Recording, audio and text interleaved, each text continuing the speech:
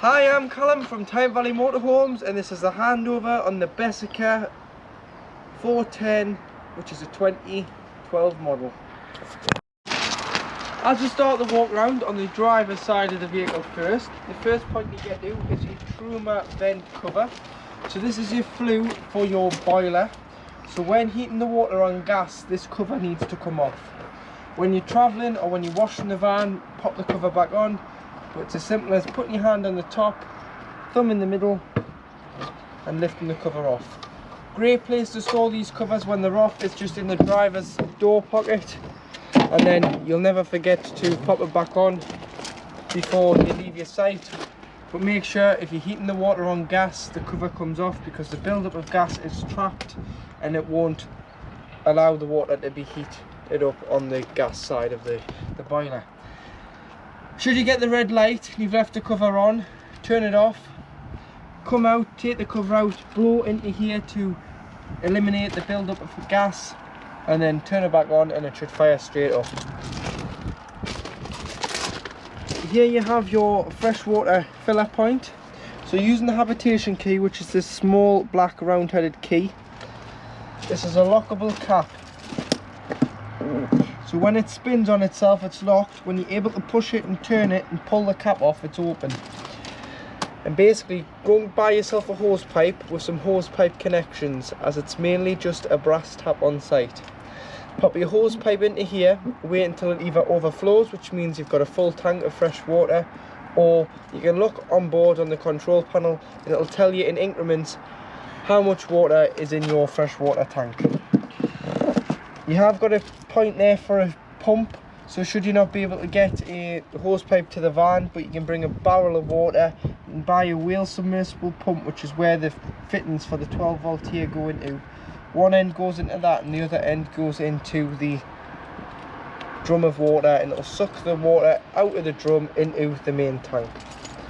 Next we have your LPG, so this is a liquid petroleum gas. This is your gas locker, and again it opens with a habitation key. Press both buttons in to open the door, and in here you can fit two 6 kilogram gas bottles. So what you need to do is, once you get the bottle on, before you attach the regulator, so what you need to do is, before you attach this, which is known as the pigtail,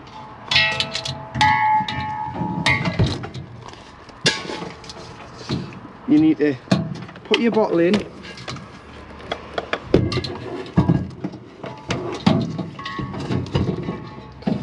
feed this through the handle of the bottle,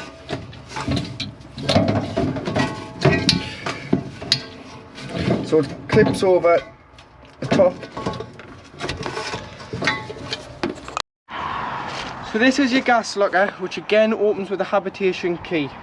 So to open the door, press the top button and the bottom button in, and it'll release the door. And in here you can fit two 6 kilogram propane Cala gas bottles. This is our test bottle that we've got on at the moment.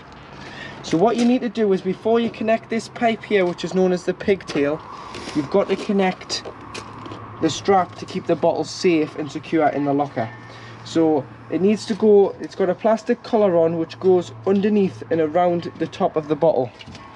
Then you need to strap it in, tighten the strap so that the bottle's nice and secure, it's not going to move when you're driving around, and then just wrap the excess strap around. And to connect your pigtail, all you need to do is, it's a left hand thread, so no need for a spanner, it's all done with your hand. Left hand thread to tighten, right to loosen, opposite threads with it being gas. And then all you need to do, turn the bottle on, press this green button for 3 seconds,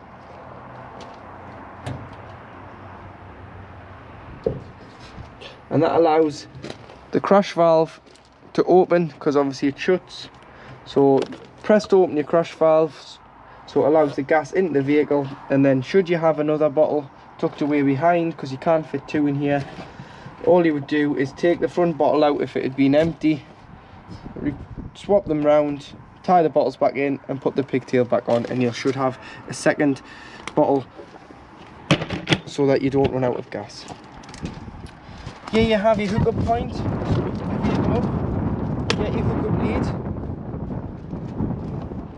pull the other part out the vehicle, lift the collar and slide on here.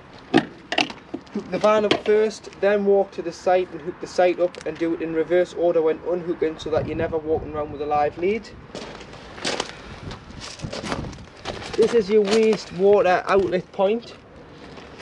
So this is dishes water, shower water, hand basin water, or anything else that you've drained off via a sink or a plug hole. And you would open that on the way out of your site so that you don't drive around with wastewater, because it adds weight. It's going to obviously impact your payload, impact the consumption of diesel you use, and you're going to use more because you added weight that you don't need to carry. So on the way out of your site, drive over the grid, let this out, and make sure that this point is fully drained off in the winter. You don't want any water to freeze in that tank when we are experiencing colder climates and temperatures in the winter, because it can freeze and damage the tank, which is then going to cost you to repair the vehicle. At the back here we do have your cassette. So again, habitation key opens, press the 2 buttons similar like the gas locker. So you've got a header tank. So your header tank is your flush tank. So you need to have liquid in your flush tank, otherwise you'll have no flush on the button on the toilet. And you can see the level of your tank here. So if you look here, you can see that the water's just there, just above my finger here. So it goes right the way at the top, and all you need to do is fill it via here. So you may need to carry a jug or a watering can, because I've filled this with a watering can, and just push it up slightly when you're filling it so that the water drains down this pipe and it fills the reservoir. You can put pink in here as well, so do a pink and water mix, so that goes slightly pink, and that'll obviously be your bowl cleaner and your fragrance smell in the washroom when you flush the toilet, if you've bought the blue and the pink together. And then the blue would go into here, which is your cassette. So press the green button, slide the cassette out. You can carry it or you can wheel it to your waste disposal point on site, which is normally beside your toilet block. And then empty, take the cap off. Press the green button at the back when emptying. Pour the content of the cassette out. It's normally a tap there, so you put some water in, give it a rinse, give it a good clean, tip out again. Then you go in with a cap full of that blue liquid, which is 120 ml, which is 4 ounces, into here, and it's good to go back into the motorhome and be used. On the back of the vehicle, you've got your high level brake light, your reversing camera, parking sensors that the last owners fitted, security handle, so it helps you getting in, but it also works when the vehicle's parked up in storage or on the drive. It acts as another lock, so you've locked the hab door, then you can lock this lock, and it means that they've now got to get through 2 locks, and it's an added safety feature. Make sure that it's not over the door when travelling, because if you're involved in a collision and they've trapped the cab doors, you want to make sure you can get out of this door. So that's why you'd always have it in this position when travelling. The hammer awning, which will show you on collection, along with your awning light. 2 fridge vents here.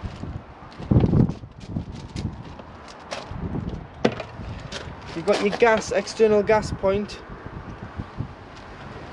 So what you'll need is a quick release connector, which goes into here, 2 Jubilee clips, so one end on the quick release connector onto the orange gas pipe, and another end on your Cadillac, so Jubilee clip that onto your Cadillac or your barbecue, and then you can turn this tap on and it'll use the bottles on the other side of the van instead of carrying a spare bottle for your Cadillac or external barbecue. In here you've got some storage. So there's the pump there, so it comes with a pump,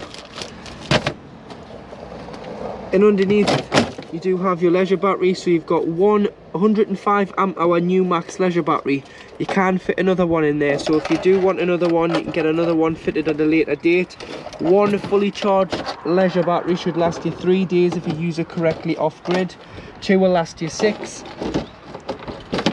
And then you do have your main battery fuse, which is a 40 amp breaker fuse in the corner there for your leisure battery. Diesel at the passenger door, which opens with the main Fiat Ducato key. Tyre pressures for 5 bar on the front, which is 72.3 psi, and 5.5 bar on the back, which is 79.5. A toolkit lives underneath the passenger seat, which includes a jack and a brace and a tow eye.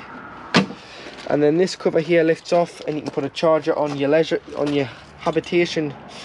Start again on your engine battery.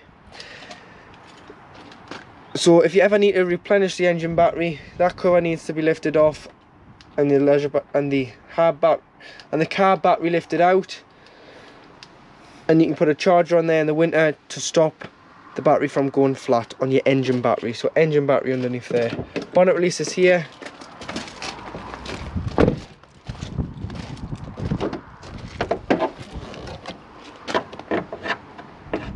So underneath the bonnet we've got your fluid. So you've got your screen wash, which is the main one you're going to need. Then we've got your power steering fluid and your coolant, your brake fluid, your oil filler and dipstick for checking the levels, paint code,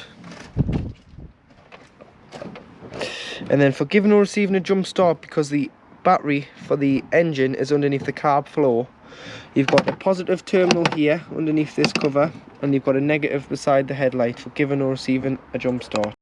So to work your control panel, press the power button, and this is your master switch. So this will turn on 12 volt if you are hooked, if you're not hooked up, or if you are hooked up you will get 230 volt when you press the power button. So as you can see there, you are hooked up,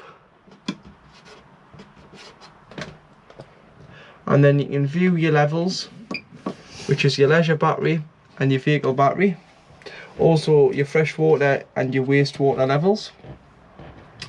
So you can see that we've got half a tank of fresh water on board. Next one along is your carb lights. So cabin lights need to be on, and this is the master switch for the lights, and then you can press the switches around the van, and as long as that button's on you'll get power to the lights. This side you've got your water pump. So if you're using the taps, toilet or shower, and you've got enough water in the tank, which you have, you've got half a tank, put the pump on and you'll get a pressurised flow of water to the taps, toilet and shower. Otherwise you'll just get whatever's in the lines if it's not turned on. And your awning light is the light outside the vehicle, and you can see there little lights come on, which means the awning light is turned on. So these two controls are for your hot water on gas, the top one, so ultra store water. So you've got 30 to 70 degrees on the outside dial, which is the temperature of your water. So you can choose the temperature of your water, and then it's very simple. You just turn down to gas, make sure the gas is turned on, and that'll heat the water on gas. And then underneath you've got your ultra heat on 230 volt. So this is your heating for the motorhome when you are hooked up. So if you're on a site, you'd use this instead of using the gas, because you wouldn't want to waste the gas if you've paid for your electric on your site. So you've got 1 to 9. 9's 30 degrees, so choose the temperature of your motorhome. You've got 2000 at the top, which is up here, which is 1500 kilowatts, 1500 watts, sorry, 2 kilowatts. And then you've got 500 watts, which is half a kilowatt, and you've got 1000 watts. You've got 1 kilowatt, which is 750 watts.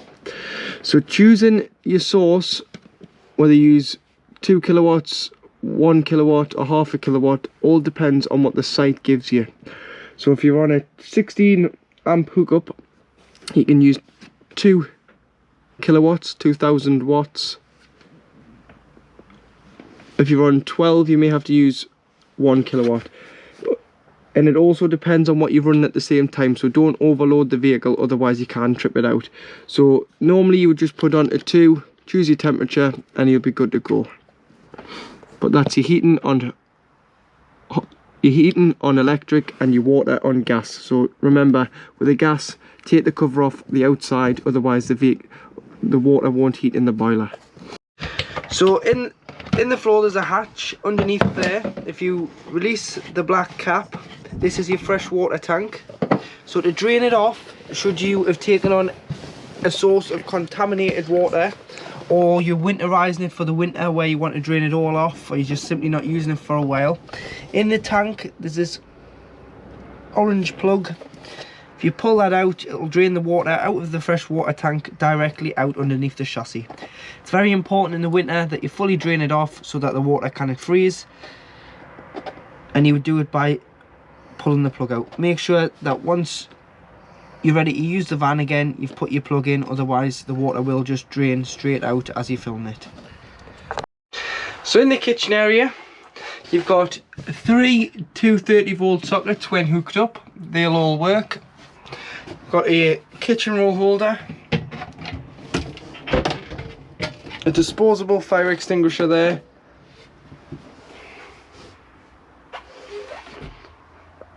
cup and plate rack. They can come out, they're just screwed in with 2 screws, so if you want to remove them you can and put your own storage in for your crockery. And then on the oven you do have 3 gas burners on the hob and 1 electric hot plate, which is this one here. So again, you've got to be hooked up for this one to work. It is a mains 230 volt feed.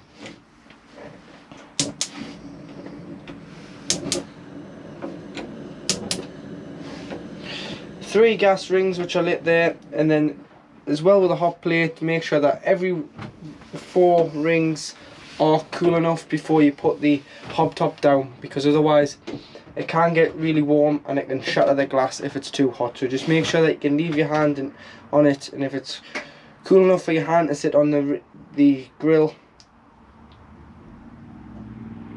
you can put the hob top down.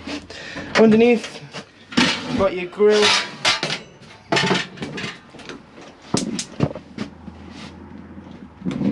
There's your grill away.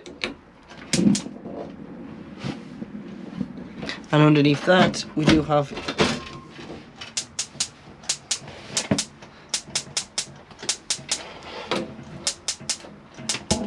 your oven. You may want to remove your grill pan and oven shelf when travelling, or wrap them up, as it can cause a bit of vibration when on the road. Press the catches in to release the locker doors, and you've got your electric hot plate. So your electric hot plate plugs in the bottom there, so if you need to isolate it you can. You've got a cutlery drawer, some storage underneath the sink there, and a drainer and a rack there.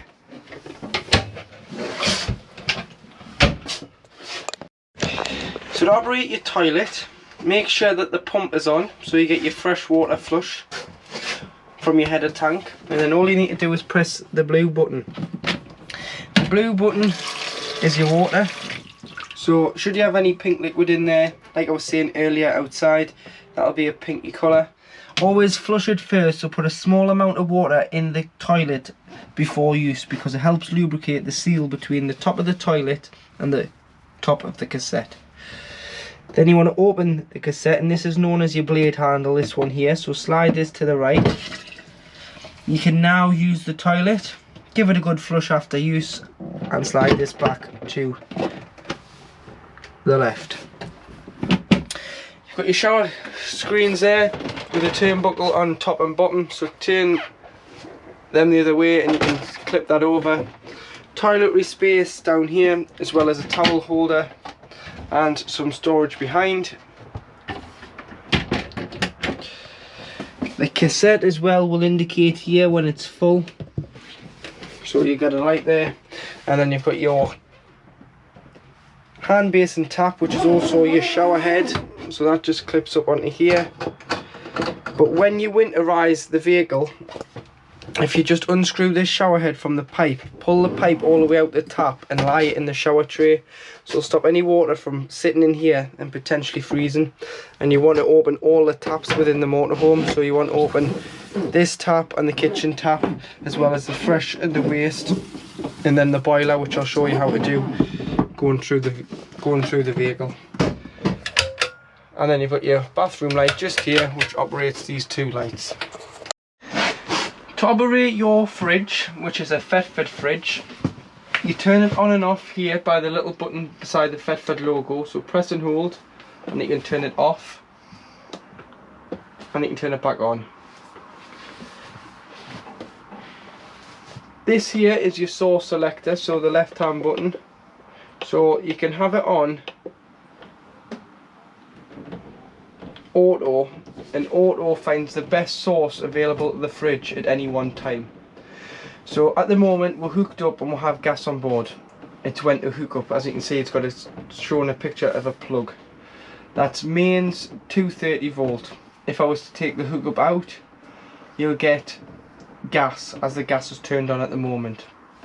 If I was then to start the engine, it would go to a 12 volt setting, which is kind of like a cool box, so it's got to be pre-chilled beforehand on either gas or electric. But if you keep lucky enough to keep it at home, what I would do is a couple of days before, you'll want to hook the van up. So buy an adapter, hook the van up, charge your leisure battery, also put your fridge on, put it on at full temperature, this one being your temperature scale on 5 bar, and allow that to chill on its own. The night before you go away, load your shopping in and allow that to chill overnight.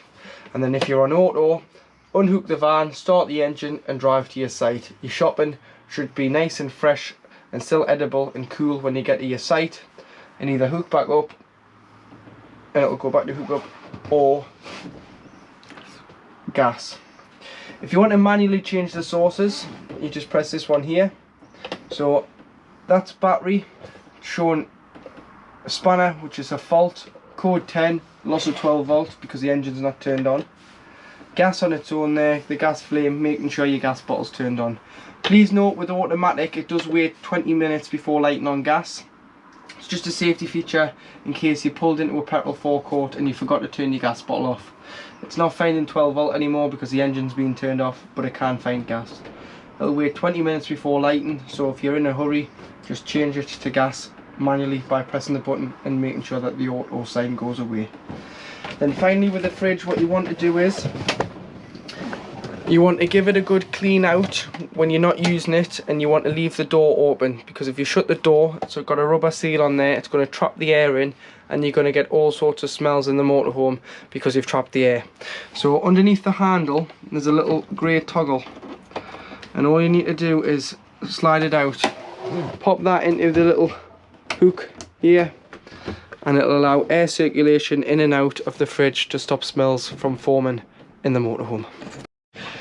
So if you were wild camping and you are heating your gas, you're heating your water on gas, you've used the switch up there. If you're heating the vehicle on gas, you use the fire. So because you'd have no 230 volt, you're wild camping, you're just off gas. So to light the fire, what you need to do is press this one down and turn it and look in the pilot hole.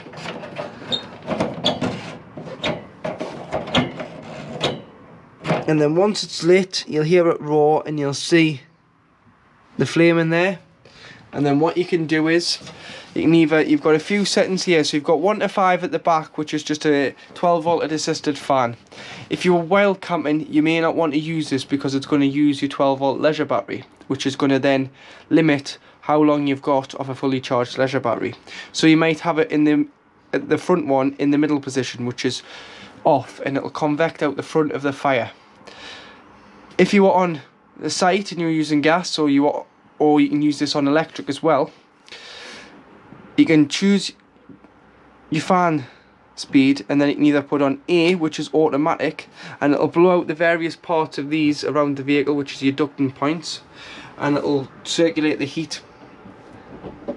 Or you can have it on manual, which is to the left, and what it'll do is you'll have to manually turn the temperature of the fire down or knock the fan down, whereas on automatic it will pick up the thermostat inside the van when it's too hot, it'll cut out, and then it'll cut back in when it gets cold. But on the manual setting, it doesn't. It relies on you to either turn the temperature down, turn the temperature of the electric side down, or knock the fan speed down. In the overhead locker, just behind the driver's seat, you do have your Sargent EC450 power supply unit. So this button here is a system shutdown button, which will stop any power drain from the leisure battery when you're storing the vehicle. Make sure these are always pushed in and they'll light up when you are on mains 240 volt, as it's the water heater on mains, space heater on mains, and the charger on mains, which charges your leisure battery and your engine battery when hooked up. If they were like that, nothing will work, so just make sure they're pushed in and just leave them as they are now. Got your main trip and your MCB, so if you trip the vehicle out, try here before you try your main sight, or if you're struggling to get power, try tripping the van out. And if the van doesn't trip, it's not likely to be the motorhome, it's probably where you're getting the power from. And then you've got all your 12 volt fuses here, which are listed on there, which one does which, so do carry some spare blade fuses with you. Solar panels on the roof that's been fitted by the previous people. It's charging the battery there, it's telling you what it's charging at, and you can see that the battery's full. You've got 2 fuses in here, so if there was any problems, just check those fuses. And you've got a light in the cupboard, and so you can turn the light on there in the cupboard and above the cupboard, as well as in here above the microwave. Obviously your microwave's a 800 watt mains appliance, so you've got to be hooked up for that to work. You've got another one here, so that does the lights in the lounge. There's 2 switches, one in here, one in that cupboard. You've got your plug for your microwave at the back and a spare 230 volt plug. And you've got your TV booster, so you can min and max the signal here should it be too strong or too weak, so you get a good enough TV reception. Underneath your bench seat, behind the driver's seat, is where you'll find your Truma boiler. So your Truma boiler holds 10 litres at any one time.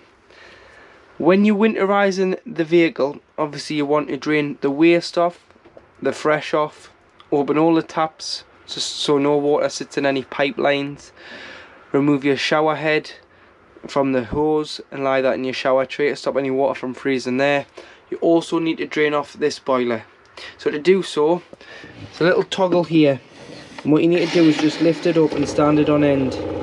Leave it stood up on end and it'll drain off all the water in the boiler, but do it without the pump on. So don't put the pump on, don't put any panel on above the door when you come in. Just lift this up and it'll drain off all the water out of the vehicle. Then when you're ready to use it again, obviously shut this so it's in this position lying down. Put the plug back in the freshwater tank, shut your waste, assemble all your taps, put your shower head back on your hose. Then you want to fill it with water. So fill it with water, it'll come in here and it'll go to your freshwater tank. You can then put your pump on, prime the cold side first, which you'll get an automatic pressurized flow of cold water, and then go to the hot side, and then it's going to transfer the water from the tank underneath the van into the boiler on the hot side. So give it a few moments, it's going to cough splutter until you get a free flow of water from the hot side on one tap. You know your system's primed, and then you'd simply do your other 2 and then you're good to go. But remember, drain this off because it's not covered under warranty and it's very expensive if you do forget, as it can be an expensive repair on the boiler and any pipe work. To make the bed, what you need to do is lift the fronts and slide them out like so, and meet them in the middle, and then use your backrests into the middle, and there you've formed your double bed across the width of the vehicle. You can turn the other cushions upside down as well, so you get the flatter surface to sleep on, put a fitted sheet on, but it's entirely up to yourselves.